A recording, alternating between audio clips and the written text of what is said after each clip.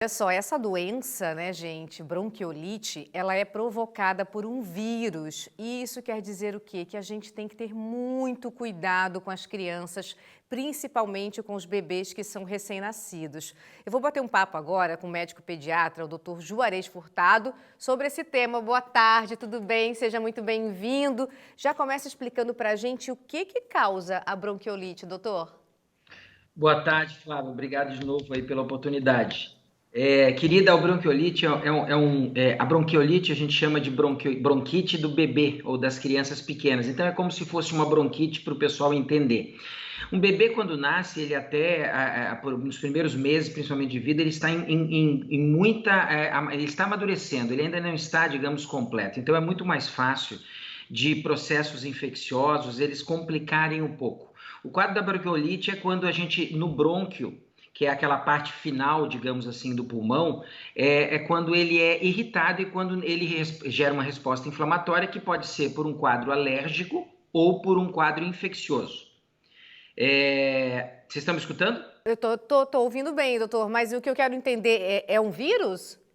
Não, então, a bronquiolite, a bronquite é uma inflamação dessa parte final do pulmão, que pode ser causada por vírus ou pode ser alérgica. Nós temos nos pequenos muito fácil os contágios por vírus, ou seja, os quadros virais, as viroses respiratórias. Agora nós estamos numa época em que existe um vírus chamado sincicial respiratório e ele geralmente é o que causa e provavelmente causou a complicação aí do filho do cantor. Então existem alguns vírus que são mais violentos e que podem gerar um processo onde essa criança entra num estado de bronquite muito intensa ou no estado asmático, onde o pulmão fecha e ele tem que fazer muito esforço. E um bebê muito pequeno, quanto mais tempo às vezes ele fica nesse esforço, ele pode se cansar, fadigar e precisar ir para uma UTI para poder ser, digamos, ventilado, bem ventilado. Entendi. Como que as mamães, os papais podem proteger o bebê, então? Então, primeiro a gente sabe que os papais e as mamães que têm ou que tiveram quadros alérgicos têm a possibilidade de ter filhos alérgicos e que tenham doenças respiratórias. Então, é super interessante, dentro, por exemplo, da medicina integrativa, a gente preparar essa vinda desse bebê para que ele não venha apresentar esses quadros, essas reações que são heranças da família. Na questão dos vírus, a gente tem que estar sempre nutrindo bem essas crianças e mantendo aquecida. Qual que é a melhor nutrição para um bebê? É o leite materno. Ali com o leite materno, além de ser um leite específico e direcionado para o ser humaninho, ali tem nutrientes e também tem soldados que são repassados. A gente sabe que os soldados, eles começam e são ativados a produção, principalmente na amamentação.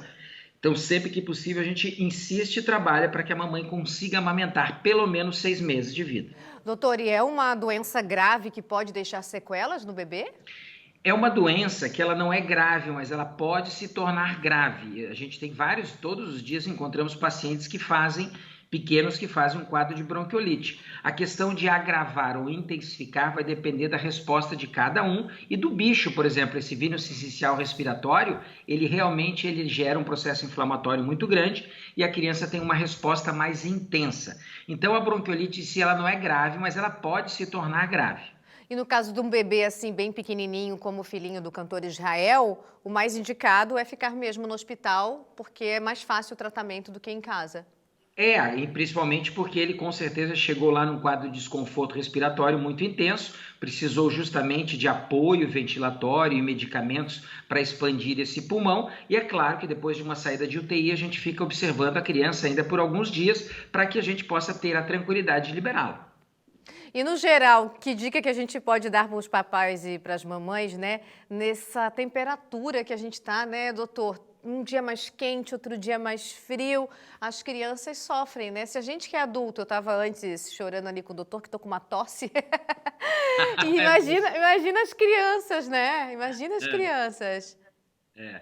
Então, a gente sabe que agora, então, os quadros respiratórios são os que mais são afetados. Por quê? Porque o frio, ele favorece não só as inflamações das vias respiratórias, ele ajuda, a gente é mais fácil, assim como é mais fácil dos vírus que precisam do frio para se multiplicar, entrarem dentro da gente e gerarem os processos. E com isso, se eu tenho uma tendência, por exemplo, alérgica, eu posso fazer uma bronquiolite, uma rinite, sinusites, enfim, fazer as complicações. Então, primeiro, eu tenho que manter essa criança aquecida. O frio é inimigo, digamos assim, é amigo dos vírus e dos quadros alérgicos, e o calor é um remédio. Então, eu tenho que manter com os pés bem aquecidos, uma criança bem hidratada e bem nutrida. Lembrando, comida é aquela que eu não tiro de um pacote, eu não tiro de uma lata, comida é aquela que é viva. Aí eu consigo ter nutrientes para que as respostas dessa criança sejam as melhores possíveis. Doutor, obrigada, estou rindo aqui. Acabou de fazer o diagnóstico por que minha tosse não passa. O pé está sempre de fora, nunca está de meia, está desembalando demais para comer. Obrigada, adorei nossa consulta. Um beijo, doutor. Bom trabalho para ti, tá?